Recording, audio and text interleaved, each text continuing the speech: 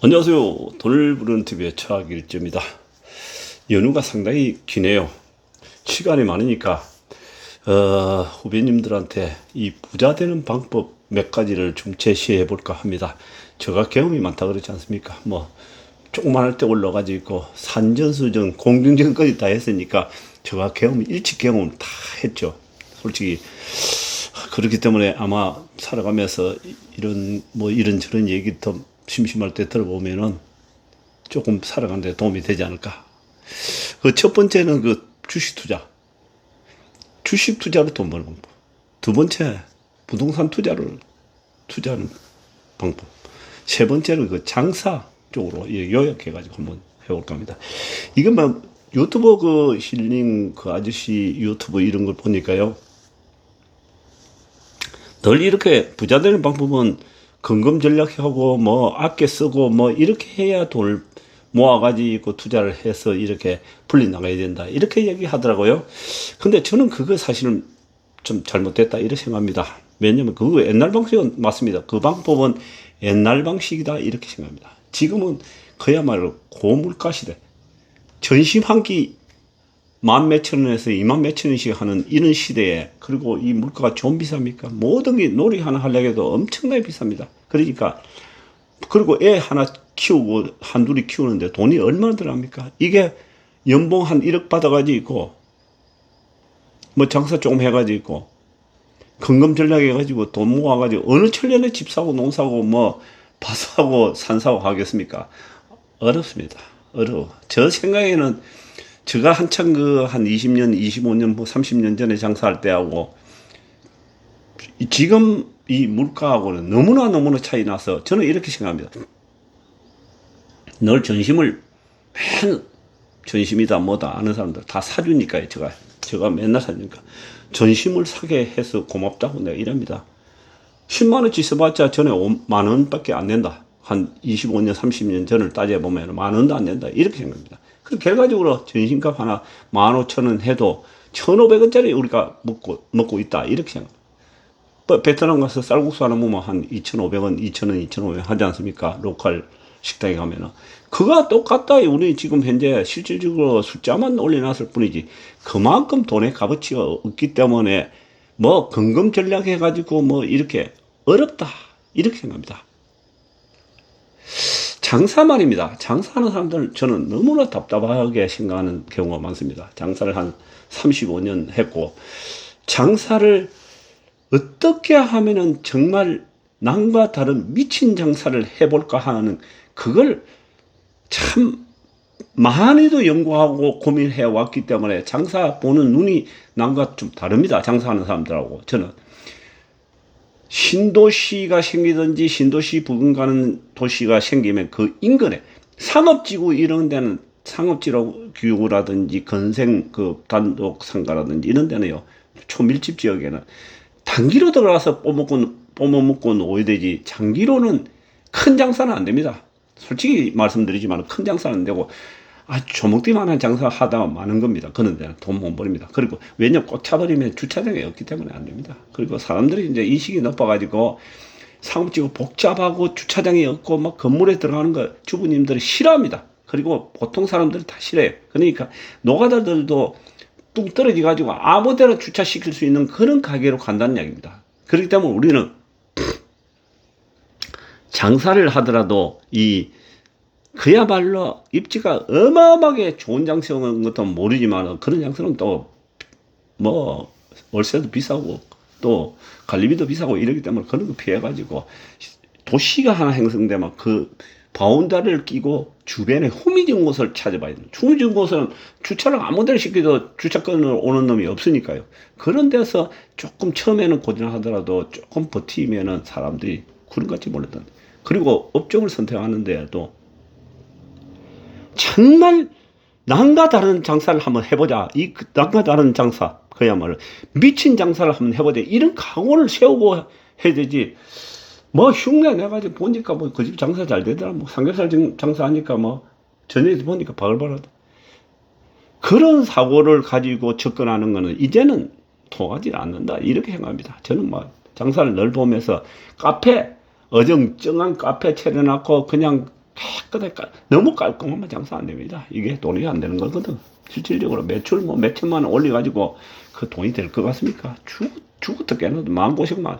너무 깨끗한 거. 심지어 여기 파리바게트 그런 거 돈이 얼마 많이 들어가는데 1년만 집어치우는 거 없어요. 내가 보고 뭐 참 카페 어정쩡한 거 약 한 100평짜리 그거 투자해놓고 다 걷어내는 거 보니까 기가 막혀. 처음에는 그냥 뭐 삐까삐까 하죠. 근데 그런 실속이 하나도 없다니. 카페를 하더라도 남과 다른 방법. 그러니까 제가 외식업을 했는데 외식업을 한다면은 뭐 삼겹살 한다면 삼겹살만 파는 게 아니고 삼겹살 플러스 뭘 줘가지고 저 사람이 감동을 먹을 것인가. 우리 집에 한번 발을 들이면은 저러면 절대 딴 데 가서 먹지를 못해. 이런 마인드가 들어가 있어야만이 CEO라면은 그게 성공이 되지. 뭐 친절하고 많이 주고 뭐 이러면 되겠지. 이거는 옛날 방식이지 아무런 의미가 없다. 그런 것들은 차라리.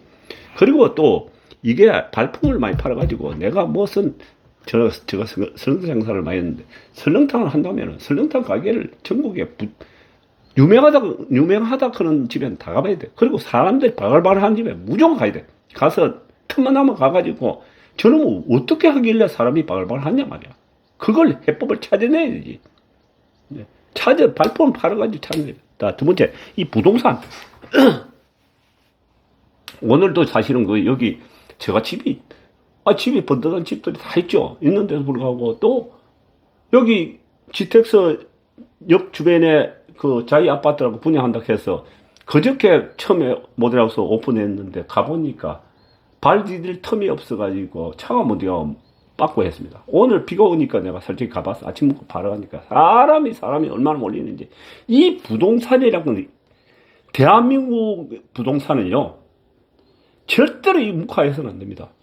제가 젊은 분들한테 분명히 말씀드리지만도 부자로 살고 싶으면 어느 정도는 그 풍류를 누리면서 살고 싶으면 부동산하고 끊으면 안 되는데 뭐 각종 유튜브 보면 뭐 반값이 떨어지니 뭐 어쩌니 다 개소리입니다. 지금 현재 펄펄한 밑에 살아가지고 움직인다 부동산.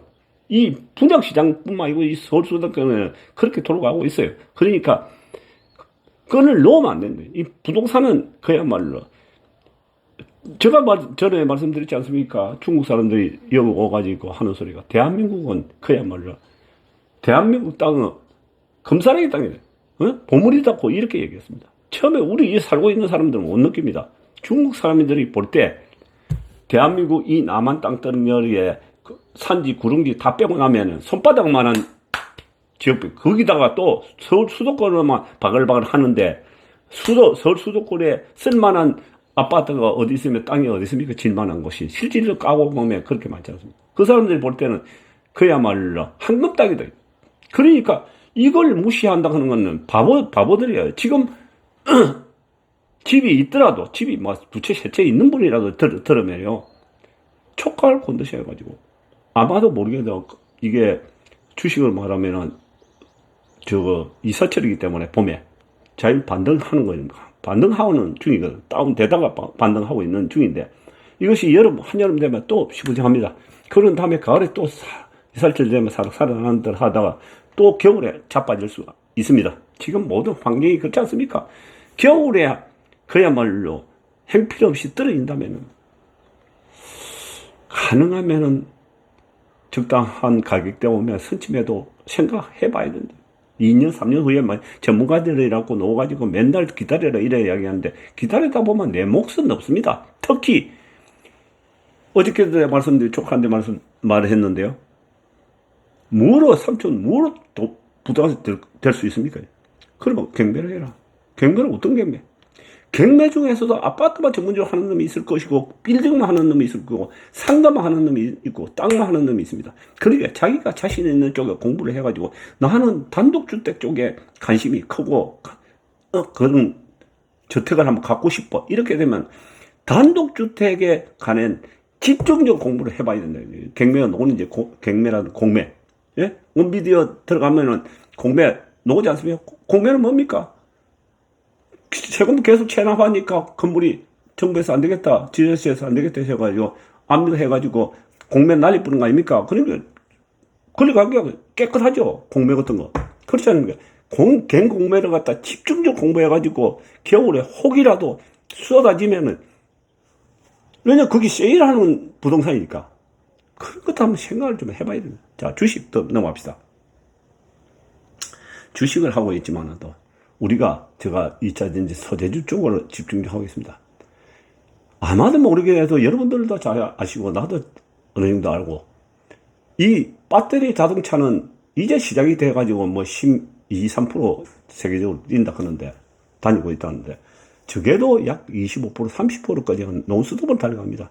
2, 3년 후까지는 그냥 말로 가파르게 올라갈 수밖에 없는 그런 환경이 지금 조성됐지 않습니까? 그러면 우리가 의심할 필요가 없죠. 그 중에 대장은 에코프로라고 누누이 말씀드렸지 않습니까? 에코프로 82만원, 100만원 간다 하다가 82만원에서 끊기가 지금 50만원대 내려와 있습니다.